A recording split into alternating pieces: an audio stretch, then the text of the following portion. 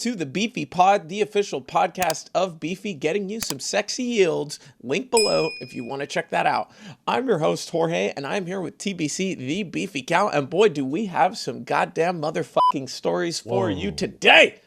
Because Bitcoin made it all the way to 111K, and there was just way too much good news for Bitcoin. So we're just gonna dive into it. We're just gonna dive into it. All right. Are you ready? Are you ready, TBC? Yes, I'm excited. I've been excited all week. Oh, raging. Man. You know what I'm saying? Greed is at like what? The greed index is like at 76, I think, right now. I mean, enough. people are bullish as fuck. I mean, we are so here. But with that being said, let's start off with, I'm just gonna list out all the crazy things that happened that led sort of to this 111K price point. So the first thing is that the Genius Act passed. Now, granted, the bill is not fully passed, but I believe it went through the House, and so it can make its way to closure. But the long story short is that the Genius Act basically gives the rules and the guidance for stablecoins that I guess can be used for any type of like traditional financial tool and payments. So that's huge. So that just gives more credence to crypto itself, and which kind of adds to the credence of Bitcoin itself. The other thing, Texas has passed a bill for a Bitcoin reserve, which is huge. It's just one domino. Maybe all 50 states will do this eventually. So Texas is using tax dollars to buy Bitcoin. Oh, okay. That is gigantic. Yes. All right, hold on. You can make your comments when I'm fucking done, TBC. There's way too much good here. Okay. Here we go. Corporate adoption is now growing incredibly fast, with firms all over the world adopting Bitcoin. The most recent being Sweden's 8100, which is the newest Bitcoin strategy company, and also got listed on the Swedish stock exchange, has just began purchasing Bitcoin as well, just adding more and more and more credence. Jesse Myers, a financial writer, is now predicting that by 2045, corporate treasuries will control up to 50% of Bitcoin. So that being said, that means that the idea is there are many people in the financial world that are starting to see Bitcoin as the hedge that will end up being in many corporate treasuries coming in the future, which is a huge deal. The other things here that is interesting is that on the macroeconomic front, there's been a lot of bad news, but it seems that this type of bad news is turning Bitcoin into a safe haven asset. Some of those things being the interest rate volatility. There was a treasury auction, and unfortunately the buying was very weak. So the 20-year treasury has a higher interest rate than the 30-year treasury. Let's go.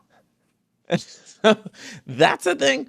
And the other thing too is that in the same week, Moody's downgraded the credit rating of the United States as countries and investors around the world question the dominance of the US dollar. But and also a bill passed through the House, which effectively cuts corporate tax rates to 15% while increasing debt spending by $300 billion. Also questioning the U.S.'s ability to pay off its debts. And so it seems like as a result, the financial world is kind of moving money into different assets to protect their wealth. And Bitcoin happens to be one of those assets, which also pumped Bitcoin. There was also $5 billion in inflows into the Bitcoin ETF, as well as the ETH ETF, seeing all-time high inflows this year. So, I mean, it was just one after one after one. The perspective on Wall Street of Bitcoin is changing dramatically as people are starting to see Bitcoin as a safe haven asset similar to gold. It just seems like we're in this bizarro world that like 3 years ago we didn't see coming, or maybe we did. We'd have to go back in time to see. But TBC. Yeah. After all that ranting. Yeah. After all of that, all of it. What do you think? I was really excited this week about finally getting a real bull market, and then you read all that, and now I'm very bored again. There is there is nothing. Let me just clarify. There's nothing that gets me more excited talking about crypto than government regulations, governments using tax dollars to buy crypto, corporate spreadsheets that are buying crypto, uh, downgrading United States' credit rating, and all this other institutional demand stuff. And let me tell you that when I lied awake in my bed many years ago, concerned about the financial apocalypse and where my life was going to go and how do I save myself from these terrible, horrible governments and corporations that are controlling our lives. When I laid in bed and I said, maybe I should consider looking and learning about this Bitcoin thing, I gotta tell you, I was hoping and praying for a week like this where the ideas of decentralization and the Bitcoin P2P network would be 100% about people going out of their way to convince the governments and the corporations and the institutions to get their asses to buy Bitcoin to pump the price so that all those crypto Bitcoin maxis can be like, my bags are going up, bitches. That's what I got into this for. And that's why I'm so excited for Bitcoin hitting all-time highs right now. Yeah, I just want the big old centralized organizations to just buy up my bags. Buy my bags, That's bitches. buy I'm my gonna dump on bags. you. This is great, man. Like, this is great. This is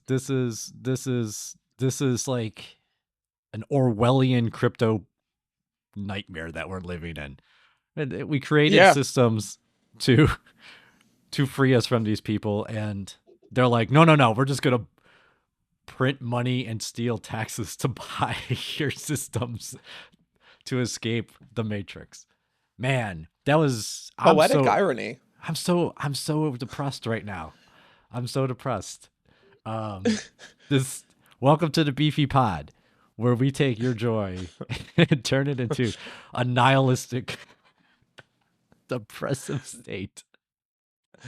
For what it's worth, TBC, that was the most optimistic sounding depressive state I've ever heard you share Yes, with us this is true. on. This is true.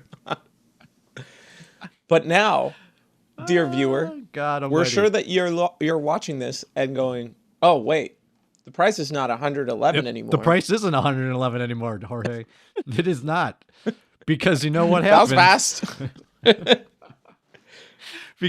Because those same corporate institutions that are now holding all the bags actually pay attention to what Donald Trump says and doesn't understand the fact that he is a gigantic troll just saying stuff to mess with people. And I don't if you have been paying attention, you might have heard, and I don't know, have you heard about this, Jorge? Donald Trump every once in a while uses the word tariff when he talks about things.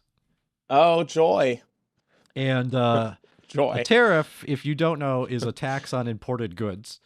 So it's, if you're sending cars into another country and they don't like it because they want to protect their domestic markets, they put a tax on it to raise the price to make the prices more competitive. This inherently steals dollars out of the pockets of consumers that they would buy other products with and spend in other sections of the economy. But politicians don't think like that. The problem also is that the public doesn't actually understand what tariffs actually are. We typically look at them as some sort of economic tool.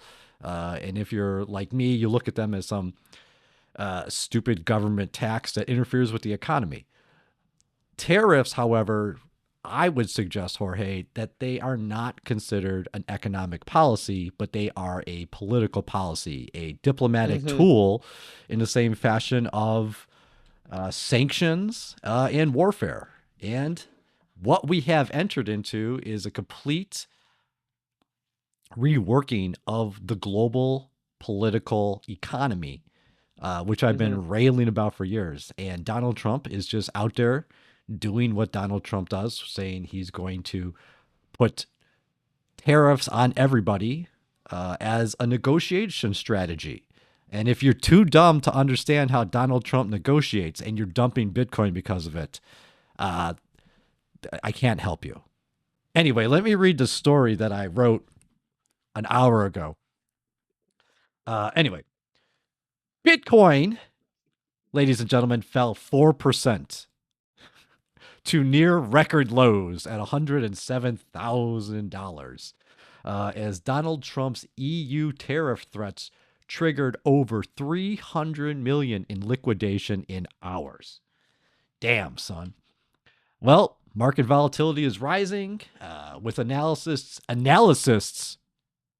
whoever these people are, noting the need for balanced trade policies to stabilize BTC's price trajectory. That's literally the world we're living in, where analysts are noting that we need balanced trade policies to stabilize Bitcoin's price trajectory. What happened to the cypherpunks out there, man? Do you guys still exist? How do you guys feel? Whoever created Bitcoin, is rolling over in their grave right now. Okay, probably because the Well, CIA did it. And like Trump's big mouth, right, strikes again, Jorge. mhm. And apparently now tariffs are affecting my Bitcoin maxi pumping. What the Right. absolute living F is going on with this world? Well, I mean, if there's something I could say here, when you really think about it, the Yes. amount of cypherpunks that own Bitcoin is likely smaller Oh my than God. the amount of institutions in retail that own Bitcoin now. It's just grown to such an effect. Like I've met people that own Bitcoin but don't know what the word, cypherpunk means, or even know exactly how the technology works. They're just like, hey, this thing is pumping. I'm going to keep buying. And so they kind of put it in the risk basket without understanding, the asset itself. And that's actually pretty commonplace. So I think that this is basically a more of a global investment reaction. I mean, whatever your thoughts on Trump and whatnot, at the end of the day, the US is a consumer market. So when we put tariffs on another country, if we don't have the equivalent products available or manufacturing available, then it affects our markets dramatically. But also it affects the EU's market, who may have a large consumer base in the United States. In a way, it's very much a Wait, lose what is across the the board. EU makes products? They do. Canned fish and sausages? Wine, cars, I mean, Cars? tons of stuff. Who wants to Yeah. buy a French car? Who wants to buy a Nobody. German car? Think about it Oh, that way. well, if you live in Germany, it's different. Well, But out like, here, tons of people buy Mercedes, that's Volkswagen, because which they is don't affordable. understand reliability in a vehicle. Even though I hate Volkswagen, but that's like a whole Wow. other Okay. Ooh. video. I'm a Volkswagen hater Well, you know after what? their whole cheating the emissions thing. Like What? That they makes showed no their true sense. colors. No way, man. Yeah. Like, first off, emission standards are stupid, and the fact that they cheated on them, okay? Just because like these cafe standards are absolutely insane. The fact that they cheated on them made me respect them more as a company because they're like, screw you, government, you're stupid, and we're gonna try to cheat on this test. Everybody's cheating, Jorge. Okay, they just got caught. So mad props to Well, you, Volkswagen. Cheat more. All right, make better cars. In fact, you should cheat on every mandatory feature that the government tries to stick into your automobiles. That's what I'm saying. All I'm asking is if they can cheat the tariffs, I'm good with that. If we could just keep stuff cheap, that'd be great. But well, that's about it. But generally speaking, like companies cheating, whether it's food or whatever, like oftentimes it hurts the consumer. Well, the consumer should stop buying products that hurt them. Okay. Look, listen, TBC. My friends eat baby back ribs, and when they get heartburn, they take Prilosec OTC, so that way they can keep eating baby back ribs. Oh, God, and I don't see any issue here. Good. Oh my God, dude! Jesus. It's probably not the baby back ribs giving them the heartburn. It's more likely the. Okay, well, we don't really need to get into this. Anyway, the point is, eat baby back ribs, people. They're delicious. But moving on from our really tariff situation here. Yeah. Anyway, did you ever? Hey, Jorge. I will say before we move on that that Bitcoin did create a higher low technically. Okay.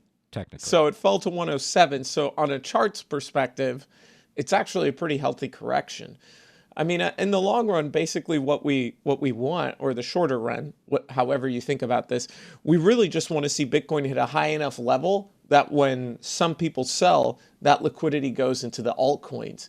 We still haven't had like a proper altcoin run. Granted, ETH also hit 2,740. Oh my God. So I mean, it's just created a higher low as well. So the chart seems quite healthy, and I mean, I'm still amped despite this correction. And it seems like the market is too. The fear and greed index is still above 70. So it hasn't affected people enough. Legit question here. Yeah.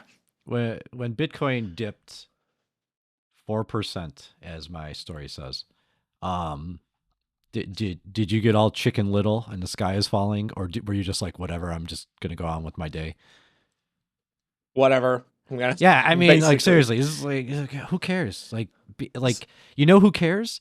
The people who don't know how crypto works, and they're new to this, and they're institutional traders or corporations or Texas. Mm-hmm. Those are the people who care about 4% dropping like a bunch of imbeciles that, the rest of us, we've been in the trenches long enough. It doesn't impact us. Bitcoin. Exactly. If Bitcoin went down to 50,000 tomorrow, you'd be excited because you get a report on a new news story. It wouldn't ruin your weekend. I'm going to make a bet here. Yeah. And TBC, I'll give you 10 USDC. Oh, damn. If this doesn't happen. If this doesn't happen, then, okay, I think this is what's going to happen. Trump's all like, I'm putting a tariff on the EU. They're taking advantage of us.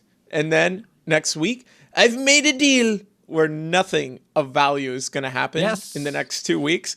And then Bitcoin's going to pump. This is a good bet. Yeah, Donald, come through, man. I can make $10 off of this. $10. Yeah. Put the EU in their place. All right, put them in their place. Let's go. Don't cop out. All right. However, speaking of tariffs, companies are making some interesting changes to deal with it. So the NFL and the NBA seem to be embracing digital merchandise. As we all know, not only are they sports companies, they're also companies taking advantage of foreign labor to give you the goods that you want. And so because of that, with Donald Trump's tariffs, suddenly your jerseys, cleats, shoes, all those things are way more expensive. With that in mind, the NFL and the NBA are pushing to make more digital merchandise on platforms like Flow. So making collectible NFTs because as far as I know, you can't tariff the blockchain yet. Give them time. Yet. Give them time. You know damn well someone's working on that legislation right now. I'm tariffing all NFTs, all foreign NFTs. Like, how do you do that? Anyways, blockchains. So their theory is that by utilizing the blockchain, they can engage their fan base and sell them new goods in the digital world, subverting tariffs and increasing revenues. And basically, NFTs cost way less to make than shoes. So that would be very interesting. This is also obviously to reduce the reliance on foreign imported goods, but also physical goods, and trying to diversify their revenue sources. And this is actually a pretty big deal because, people, I've met people personally that bought NFTs but have no idea how to trade crypto, but they understand collectibles and they understand supply and demand. And with that in mind, this could be an incredibly huge way to onboard tons of people onto the blockchain. So I personally think this is very bullish. Whatever your thoughts on NFTs, at the end of the day, the shoes that you're buying probably cost Nike like $7 to make, and then you're Whoa. paying $500, $600 for them anyways. I mean, they're not valuable as it is. It's just a perception of the value itself that you're paying for effectively. So, I mean, I think that this is just going to be another version of that, but I don't know. I think that this is good news. This is going to get people on the path of learning more about blockchain. What do you think, TBC? Uh, I mean, like we've kind of been down this road before. Here's the thing: I can see the positive side of this. I don't. If you want to buy digital merchandise, that's fine. Whatever. I don't care. The whole generation coming up, these what the hell are they? Alphas, Zennials? I don't know. What they are? They're totally into this microtransactions and buying merchandise for their in-game characters that back in our day you had to actually achieve something to get. Now you could just buy it. Like, so this is a generation, and if you are in the NFL, right, that great nonprofit organization, I guarantee you Great. their think tank is like, how can we capitalize off these suckers buying nothing? So NFTs is great. Here's the thing, right? Whatever. I don't care. Do whatever you want. My point is, here's what I like about this. I like now that the NFL and the NBA are the ones that are going to be spending their time and energy trying to solve a problem that the rest of us absolutely struggled with, that Mm-hmm. Coinbase struggles with. How do you onboard 1 billion people into crypto? Absolutely. Like, what, like, how do you do this? And if the NFL wants to do it, great. Hell yeah, that's fantastic. Because the NFL, if they know one thing, they know how to market their product. And if that's going to get, Jets fans interested potentially in onboarding into DeFi, great. Um, Right. but man, I don't see how they're going to be tremendously successful with it. And I think it's a long-term strategy. I think you're right about Mhm. them diversifying and their portfolio and trying to make more money in different areas. And I think they're just trying to get in now because I think they know it's a long-term play. I don't think they actually know what the products they're going to sell in the digital Mm-hmm. space yet. I think that's something they're just going to be like, well, we'll kind of figure it out as we go, but we better start looking into these areas because NFT trading cards are, that's not mind blowing. And you got to really come up with a very interesting idea to convince normal football watching Joes to download a wallet, figure out how to get some money into it. I mean, they have to figure it out. They're going to be the Right. ones that are going to figure out that you could buy crypto with a credit card by sending a text to pound 252525, right? Right. Like, they'll Right. make it happen. Exactly. They'll fight the battles we can't afford to fight. Exactly. I think too, like there's a lot of interesting ideas that they could go with. Like one, I was just thinking about this recently, but imagine if like you went to a certain concert or like a certain basketball game or NFL game, right? And like during the game, they hire photographers, videographers, and they're taking pictures of the whole game, right?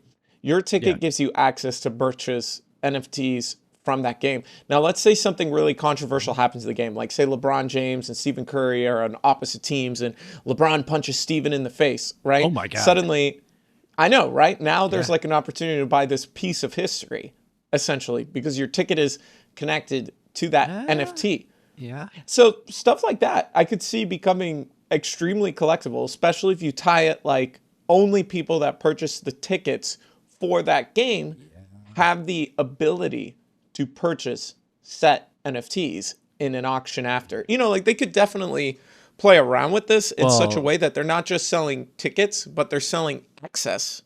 that's true. That's Jorge, that's a great idea. And I'm gonna like NFL. If you're watching this, leave a comment below. Let me know if Give me a Jorge job for your is nonprofit. is brilliant at this. Yeah, I mean, like first off, number one, the first thing that the two of them should do is figure out how to utilize NFTs as tickets and get that terrible company out of the way that Right. is in charge of ticketing that we all struggle with. Oh, nobody fucking likes Ticketmaster. That's a great example of a monopoly that needs to be broken off. I mean, But NFTs make sense, yeah, for tickets. they do. And God, if you could roll, that's right. I mean, if your ticket becomes something special and not just a stub that you throw in a box, so that when you're 80 years old, you can be like, I attended this game. I remember that time LeBron Yeah. James didn't act like a little girl on the basketball court. Shots Right? fired. Punching. Jesus Christ. CBC, we're not trying to get everyone to unsubscribe. Okay. No, Please if you're subscribe, watching like, this, you're if you're not enjoying into the content. basketball anyway, right? I mean, anyway, all right, if you made it 26 minutes in, you're not watching. Yeah. You're not watching your ESPN highlight reels. Okay. Anyway, it's my turn to tell a story, and Jorge, if you didn't see this, this is a crazy story too.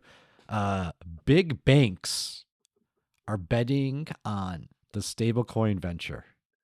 Yes, it is correct. Major Mhm. U.S. banks are exploring a joint stablecoin venture to enter the crypto market. According to the Wall Street Journal, this move signals growing institutional interest in digital assets amid a shifting regulatory landscape.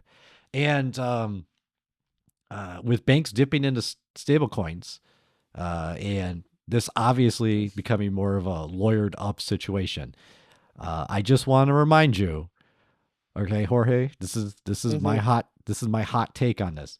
That this is 100% controlled op narrative, pushing course. for CBDCs, right? Mhm. This is it. You're right. This is the EU is going to try forcing you to have their money from their wallet, and America is going to try tricking you into using stable coins to buy products, but really they're going to be in charge of the stable coins.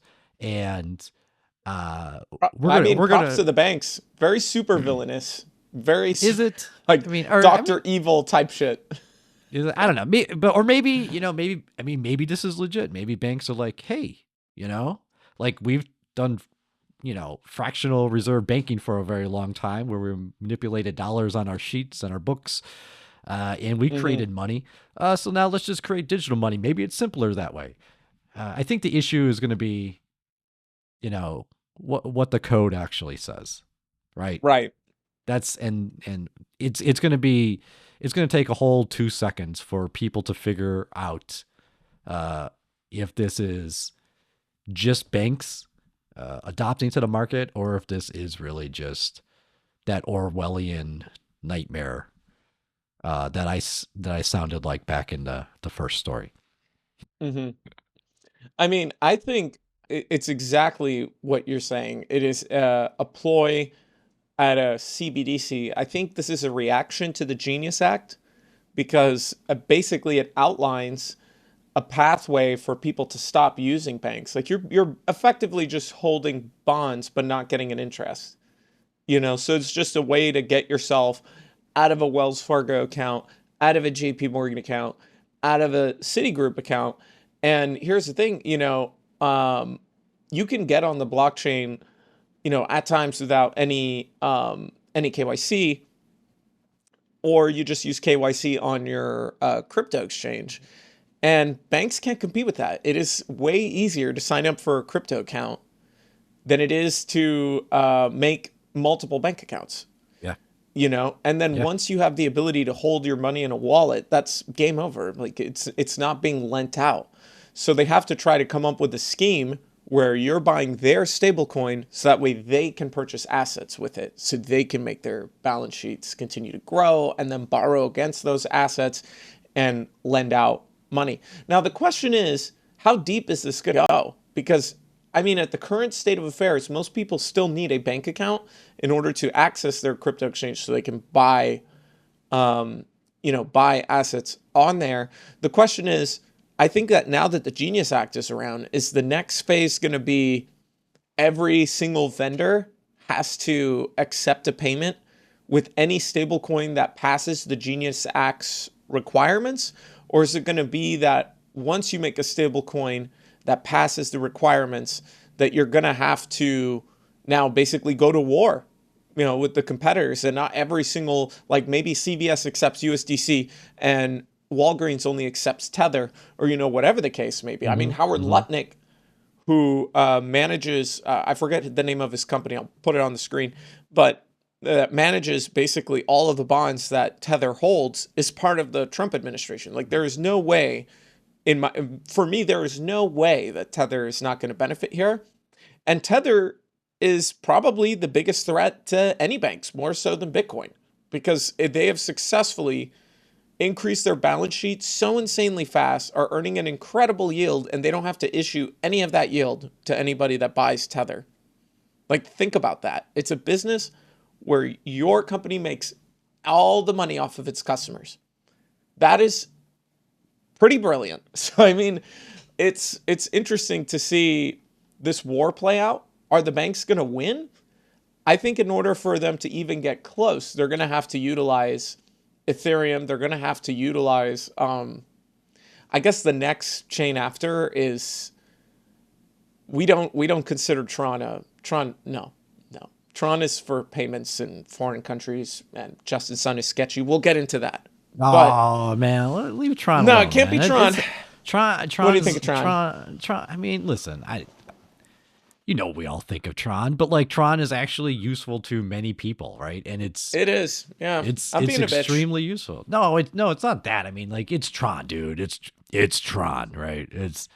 But like it's actually there's a real world use case in many countries, and that's the thing, is that's the part of Tron we should respect, because even though everybody uses it reluctantly, that's what people use.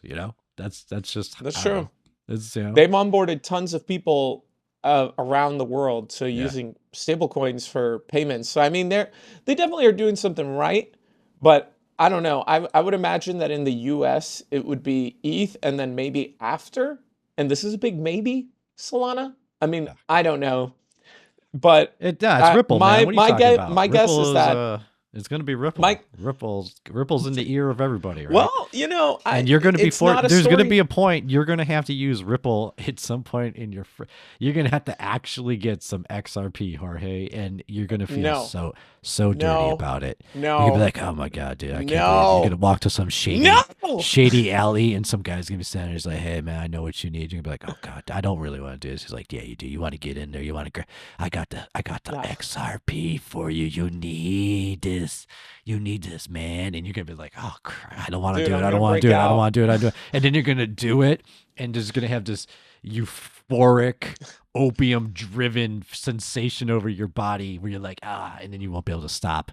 All right, you won't be able to stop, and you're gonna find yourself like a what the hell are they called? A Ripple Ranger or some shit. And you're gonna be lying in a gutter somewhere, dude, just strung out from all the Ripple that you've been doing, man. You're gonna be like, this is so good. This is so good. Why wasn't I in the Ripple before? This is amazing. And that's it, dude. It's gonna happen because Ripple is like becoming the BlackRock of crypto, right? It's just like, I mean, in many ways, yeah. That's just, you're like, oh god, why? Like, stop. You don't represent me. Stop pretending you do.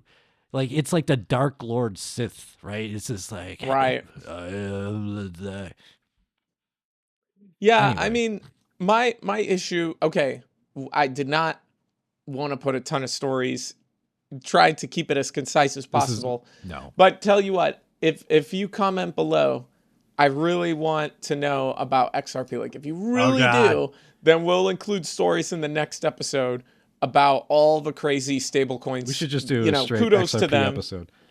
They're getting a bunch of stablecoin done, but it doesn't look like they're getting it in the US. It looks like the US is moving more towards ETH and potentially Solana, but hey, I could be Is wrong. that because Donald Trump owns like $500 million of Ethereum? Is that what you're saying, Jorge? What? TBC, why would Trump do? Are you saying that he does things for his own self-interest? What? He accepted. He got that plane because he is good friends with the royals of Qatar, What is a? and he's just trying to be polite. What does a $400 million airplane look like? He's trying to be polite. TBC. I need to get one of those. How do you? Do you Dare have to pay taxes on that, or is that like a write-off as a diplomat? I really need to learn how this works. Also, let me ask you this: because I wasn't paying attention to anything you said there, but you were talking about like going into the drugstore and buying like some like NyQuil because you're addicted to it or whatever, Right? and Yeah, you're gonna absolutely. use stable coins. Do I have to do the capital gains on my stable coins when I'm buying Robitussin? I don't think so. I think the Are you- Genius Act talks about that as well. they're But gonna get for the sake of simplicity, the big thing for us in the United States is that it just gives the regulations needed for stable coins to be built for use cases in the real world, essentially. And it makes very clear what assets back them. And I forget the name. I'll put his name up here. But there was a politician that was on MSNBC, and he even stated that he's a believer that stablecoin companies will eventually be the largest holders of U.S. debt, which is like a crazy idea to think. So the issue, as far as I have always understood the stablecoin issue, is what is backing this stuff, and how much of it's backed by actual treasuries versus cash versus equities or something else. What does this say about all of that? It's not going to be equities. It's going to be high-quality, short-term assets, either short-term short-term U.S. Treasuries or cash.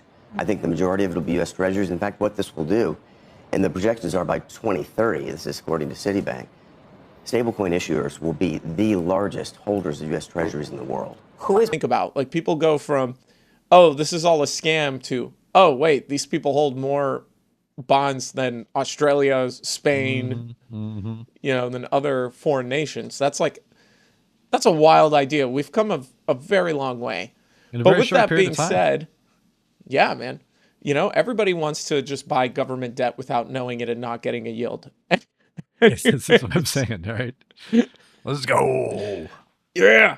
So, on our next story, we could not shoot an episode without talking It just never about ends. Trump's goddamn stupid ass meme coin dinner, which is making people very skeptical. I wonder why. Trump, why didn't you invite me with- and Jorge? Yeah. Why What? didn't we get invited? How come I'm not invited to this? I mean, we don't hold any Trump coin, but we will go. I will buy some you Trump coin invite if I us. get to hang out at the golf club or whatever it is. Oh my God. You know, but anyways, so apparently for anybody who attended this dinner at the Trump, Virginia golf course, they had to be the top 220 holders. The total collective spend on Trump's coin by these users was 148 million. The top 25 holders received 100K solid gold Trump watches and received them in front of that private audience of investors. Crypto figureheads such as Justin Sun, known as the least sketchy and honest person in all of crypto, who apparently spent $20 million of his own money on the coin, was there. The event stirred so much controversy as a list of private, potentially foreign influence foreign influence appeals were made, and ethics issues may have been connected to this. Senators have called for an investigation for legal transparency about all of this. I mean, and I definitely think that's fair, whether you're left or right. I mean, it's basically a way to buy the president's time. And should any individual be able to do that? I think that's a question for you to ask yourself. But I just want to just opine a little bit on just how sketchy Justin Sun is. So fortunately, I just got a couple of quick facts about him.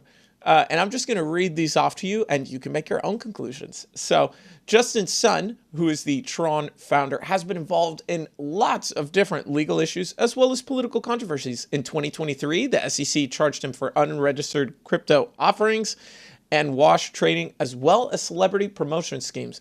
I don't know about the crypto offerings, but alleged weird, sketchy promotions, that definitely sounds like him.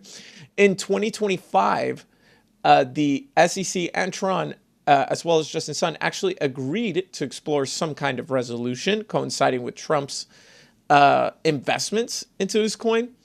The total amount of money that Tron or Justin Sun has invested into World Liberty Financial is $75 million and $20 million in Trump meme coins. So that's $95 million that is connected to or directly in Trump's pocket. His public actions have included buying and eating 6.2 billion of duct taped banana. Oh, he was the one that bought the fucking duct taped banana in Wynwood, where I used to live. So now you know who it did. And he won a $4.6 million auction to have lunch with Warren Buffett. Finally, Sun was the ambassador of Grenada to the World Trade Organization, which gave him diplomatic immunity in legal investigation. I mean, well done. This guy is my hero at this point. I mean, he's John McAfee. What's his name? He's John McAfee 2.0 at this point. He's a living legend. He's eating the stupidest piece of artwork ever. Like, okay. Justin, if you want to come, can you be my mentor? I want to learn how to be like you. Like, this guy figures everything out. He's so smart. I want diplomatic immunity. I want that. You want to be the bad guy in Lethal Weapon 2, TBC. Who doesn't want to be the bad guy in Lethal Weapon? Come on. This is friggin' amazing. That's what you're trying to do. Oh my God. Jorge, I don't But what do you think of the Trump dinner? People buying access. What do you think? What do you think, Jorge, TBC? you are a bit of a watch aficionado. Would you say that? I do like watches. I mean, I'm not I don't have a Rolex or anything, but I like collecting affordable watches. Right. I mean, but because after a while you get into crypto and then you get bored with it. So then you're like, what can I do with all my crypto? And you're like, maybe I could buy watches. And hey, shout out to watches.io, where you could actually buy watches with crypto. If you didn't know that, we'll put a link to it. We'll put a plug in, free plug, and watch.io. Yeah, want to come on our show? Yeah. Anyway, come on our show. Speaking of Trump watches, I actually looked into the Trump watches. Now, if this is the official Trump watch, they're going for, I don't know, $800. Some of them. I think they have different levels because there's a lot of them. There's a Pepsi bezel and an Onyx bezel, and they're very Rolex inspired stock type of knockoffs. I mean, as with any all due respect, dive watch, these are very drab. I'm not lying, but without here's the thing, taste. Jorge. The movement is an NH36. It's a Seiko movement slapped in $120 watch that you could buy off of AliExpress. They're terrible. And it is. I'm embarrassed that people are out there interested in this cheap crap. Maybe I'm just looking at the wrong website. Maybe I need to find because these things are terrible. These things are Well, the other thing too is like some of them have been received by people with like issues. Like there's this very famous video. I will play a clip and hopefully we don't get taken down, of like that one English guy who buys one for his wife. He's like, so I went to the store. I ordered this watch online and I expected the highest quality, considering that it's owned by Trump, and it came and it says rump. Like it was missing the T. I don't know if he was English, but here's the clip. This watch does not have that makes it stand out. I noticed it right away. The T is missing. It just says RUMP. So it should say Trump. Should say Trump. Instead, it says rump. She has a $640 rump watch. How could they process this and go through something without checking their work? All right, there you go. You got your clip. So yeah, I mean, for me personally, when these watches came out, they were accepting crypto for them in donation. So effectively, I think this was like a way for Trump to subvert donation laws during the election. Whatever. Good for him. Good for him. Laws are stupid. But people, listen, I know you might be into Donald Trump. There's nothing wrong with that. I don't care. That's cool. But like, you guys got to learn a little bit more about watches. You do. It's maybe we'll start a watch cast here and we'll just talk watches, like, you know, those 20 other people on the YouTubes. But there's nothing wrong with the NH36 movement. It's perfectly fine. But the thing is, if you're buying Trump coin and you've invested 148 million as the top 220 holders, and you get a free Trump watch, okay, it's you know, that's cool. But it's just like going to a sporting event and getting a little T-shirt with some sort of drugstore logo on the back of it. It's likely not that great. But hey, you know, that's fine. Not everything is going to be a Swiss or German made or finely tuned Japanese watch. So, well, it's more like, you know, going to buy a Ferrari and walking out with a Pontiac Aztec is basically what it's like. Listen, that's you know, listen, I understand we're bring entering the this Pontiac era. Aztec No, back. Stop it, dude. Even though we're entering into an Orwellian technocratic nightmare, at least the Pontiac Aztec is dead and gone. I mean, I still see them on the road once in a while, and it brings me there's joy. no way, that is dude. like is the meme car. That is the meme car. Jesus, this is the worst vehicle I've ever seen. I wonder who. You know what? On the next episode, I will find out who designed the Pontiac Aztec so we can reference. Stay tuned. Where did he for go? Watches Or she go? Discussion. All right. Speaking of things that suck. If you were caught up in the excitement this week, you might have missed this story of the Cetus hack. Cetus. Okay, Cetus hack. 222 million stolen. And the response was a $6 million bounty for it.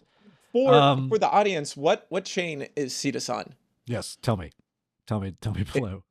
It's on Sui, your favorite. Yes, sweet. So the clitoris, which is a Cetus. Sui-based DEX. Okay, they're offering a $6 million bounty to the hacker to recover the $220 million of stolen crypto. And here's the thing: and what sparked real debate is that 162 million of those stolen dollars were already frozen. So this debate is really about how SWI utilize their emergency response powers, and what really is decentralization on a blockchain. This is not the first time we talked about this topic. We had actually a pretty big debate last time this happened, and what should be the correct response of a chain. And should you freeze assets? Should you roll the chain back? What part of it is decentralization? What part of it is just there's one guy running this chain and he's like, I could press a button anytime I want and shut it off. We have a serious discussion here, and I think the issue here with Sui is that the response wasn't a decentralized response. Right. It was Yeah, centralized. 100%. You know, if your validators choose to fork the chain, if you decentralized protocols all tend to have the same agreement about the response, okay, that's fine. But if there's a centralized figure that's making all the decisions, that's the concern I think that we all have. Right. And this is a difficult thing that crypto really has to figure out, and they need to start doing it sooner than later, because hacks are going to happen. Right. These big numbers thefts are going to take place, and how you respond to them says a lot about your chain and whether or not it's going to be viable in the future, and whether or not people like me actually respect it, or we look at you and say, no, you're just Solana 2.0. Well, I think here to give a little bit of credit to Sui, it's a fairly new technology.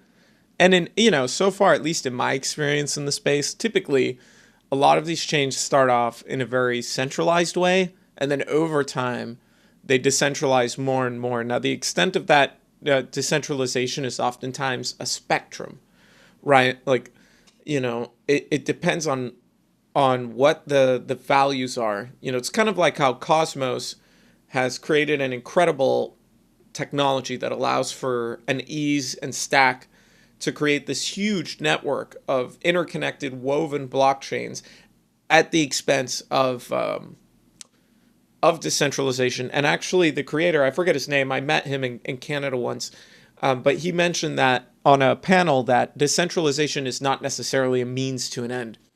It is a technology, and what that technology is for, its purpose, is going to differ. Blockchain is a tool. I would argue, though, that if you are using the blockchain, some of the key things is knowing that you have full control of your money, is knowing that there are consequences that you can't control, but other people cannot control what happens to your funds as well. That it's peer-to-peer, and once the money goes from one hand to another, the transaction has been done. That can't be undone, and that is kind of like a failing point, but it's also a benefit to the technology itself. And I guess in this case for Sui, it's going to depend on the users. Do they want to use what is effectively a centralized legible ledger, or do they want to use a decentralized ledger that has little or that has way, centralized technology has more points of failure. And when you have more points of failure, you can get into bigger issues beyond this hack.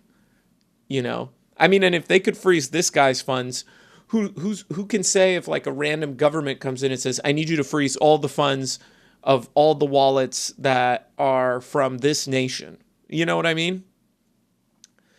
It's like, I guess this goes into like the broader issues of like broader financial control by centralized entities. It's like you could be living in Iran, and just because you live there, you can't receive money from your family in the United States. You know what I'm saying? Is that right? Even if you're not for the government, even if you're trying to flee Iran, like there's these broader moral, ethical questions.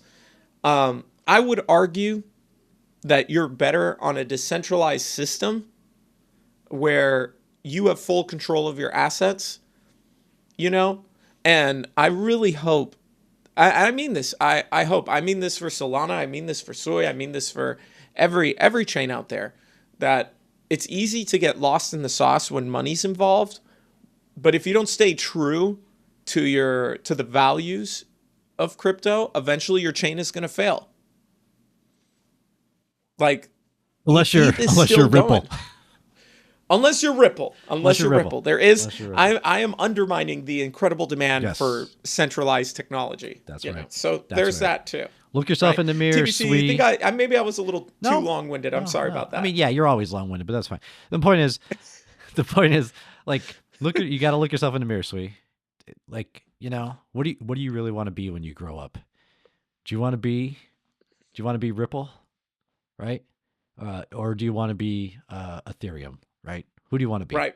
Look yourself in the mirror. Ask yourself that question. We all shit on Ethereum every single day. It's the punching bag for all the jokes, for all the wrong reasons. But it's still here. And it's always still here. Will be the proven technology that represents the ethos of why we're all here in the first place. Mm-hmm. So right. I don't know. You know, it's the Benjamin Franklin quote. You know, you could have freedom or you could have security. And those two are on opposite ends of the spectrum. You can't name yourself Cletus. Okay, that's literally Cetus. That's literally a terrible name for whatever you are. Listen, largest DEX on Sui for those of you watching. Well, I can't name forgot to yourself say that Sui either because who could say Sui? That's just terrible Sui. letters grouped together. I don't know. I don't know what the chances, Sui, of your success because of for the French Cetus viewers. The one French person, je suis un petit garçon. You can translate it on your own free time. Oh my god. Anyway, well, we got one more story, Jorge, and it's a banger.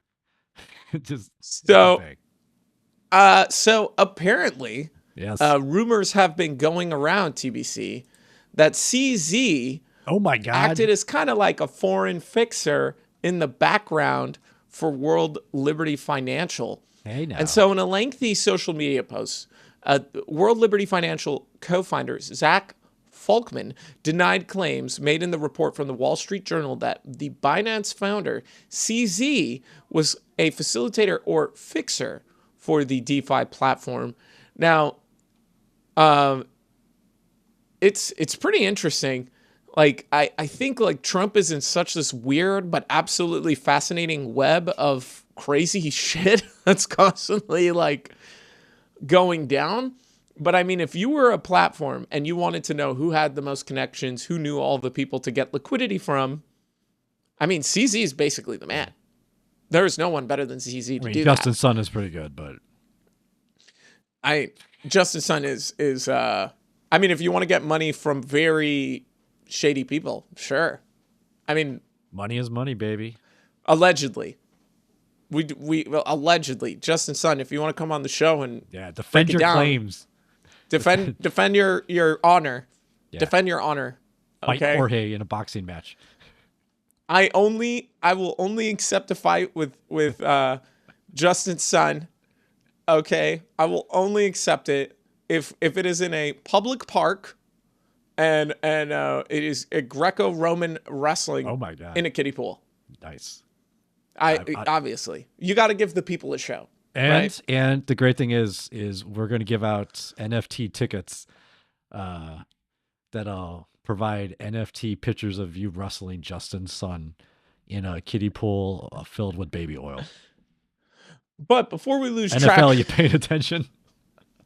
Before we lose track, the Wall Street Journal article suggested that Zhao may have played a role in helping to open doors for World Liberty Financial in Pakistan, Abu Dhabi, and Kyrgyzstan. Specific details of what Zhao may have done to help Trump-linked projects beyond making introductions were unclear from the report. So we don't really know exactly what Zhao may have done, if there was anything illegal done.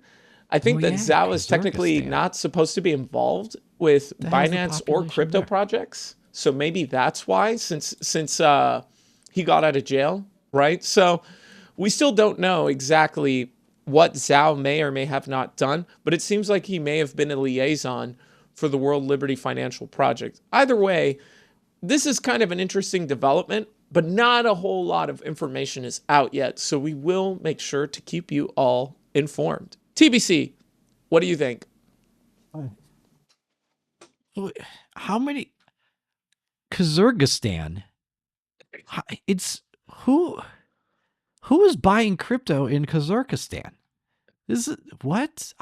Well, they're probably using Tron. There's 7 million people. Is it? I didn't know this was a market. CZ, dude. Why did you've been holding out? Is this Dude? Is this where they're I laundering didn't say what you money want about through? CZ. Are we laundering money through Kyrgyzstan? Like, is that what's going on here? What the hell? I guess so. I don't know. Also, I mean, what is this? What's the big thing here? I don't understand what the issue is with the stories. Like if CZ was or was not part of World Liberty Financial, who cares, right? Like, are you not allowed to the get... reason? Well, the reason it's controversial is because part of his court case when he was made guilty for all the claims, which I will list here because I forget most of them, but basically it was like money laundering, washing money, like not using KYC, a bunch of other stuff like that. Yeah, and so part of it is that he agreed not to work with any crypto projects at all. Like, that was part of the deal.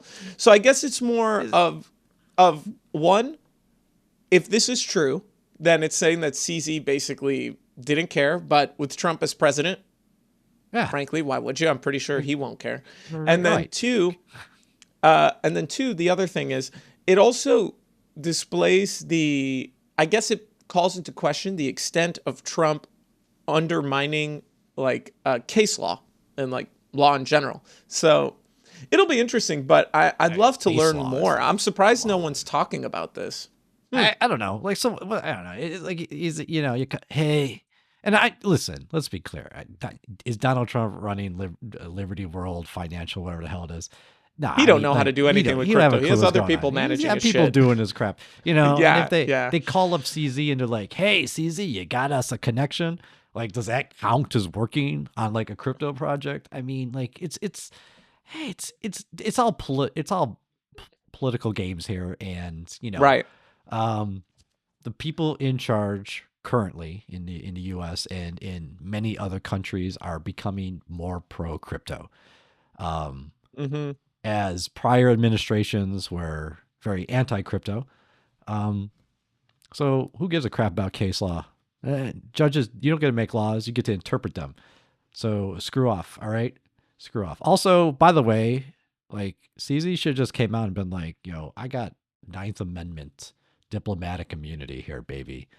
So, also, CZ, you really need to talk to Justin Sun and become a diplomat of, like, Kyrgyzstan or something. Kyrgyzstan. Yeah, what's the matter with you? You did it wrong, dude.